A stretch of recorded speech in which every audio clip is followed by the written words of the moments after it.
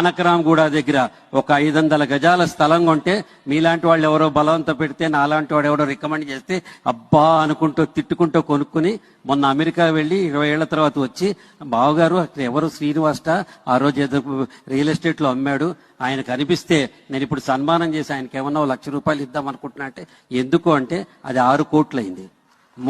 3 లక్షలు పెట్టి కొన్నది. కట్టేసి మా కేటీఆర్ గారు కూడా అందులో భాగమే. వీళ్ళు చేసిన మంచి పనులు తెలంగాణని ఒక డెస్టినేషన్ ప్లేస్ 10 మంది డెస్టినేషన్ ప్లేస్ గా చేశారు సార్.